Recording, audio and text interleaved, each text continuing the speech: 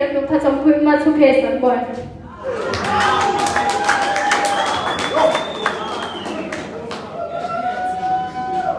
Bathi uma beqala kuthandana wathi he is my king. Kwaphela amalanga unomalanga singasamboni. Kanti-ke sisukumile inkosi esihlaleni sayo yaveza ubukhulu bayo. Yathi uma iqeda kubreaka yasicela ibreak emva kwalonto yokukhokwana nje i-break up unomalanga ubhizi nama-make up kanti nasesukwini kwasokotheni akana-break up hayi mani nomalanga wake up okubuhlungu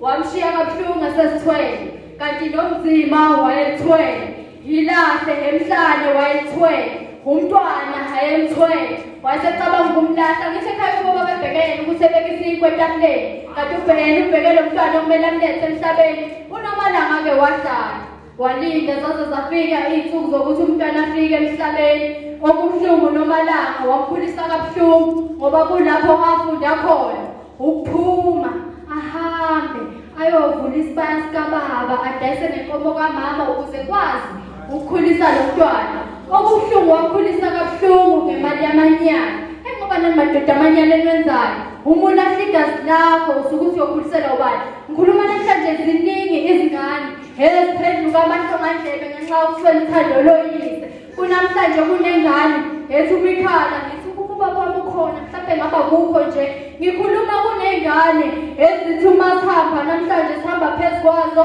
ngenxa yokuthi isola ukuthi yizona ezaphuca baba bazo yisitsha babedlela kusona bakhetha ukudla phansi kanti nephunza abacela kuyona kuyacaca yayingiyaphesheya ngoba babonakali nangokhala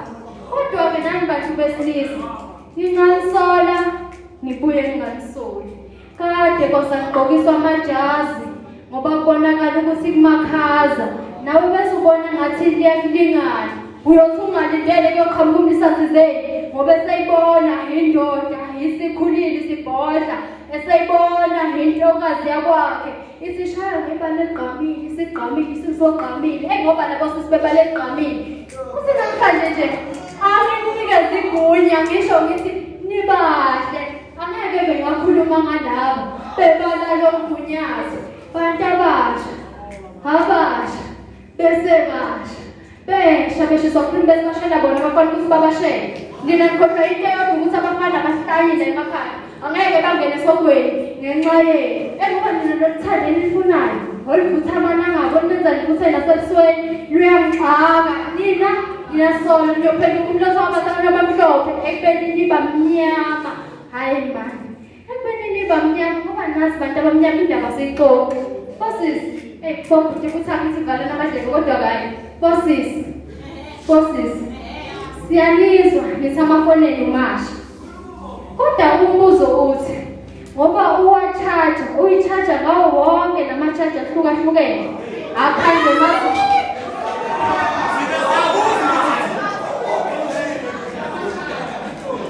akhandwa emazweni angafani eChina neNamibia kwaZulu u-charger ngawo umbuzo okuthini usele ngoba phela ne-charging system yakho uyibeka pheyana cha phela angithe yakho ayilungiseki kodwa ifoni yalungiseka angeke ngizwe ngoba ningama-2K ngoba nina seniney'tudio niyarecord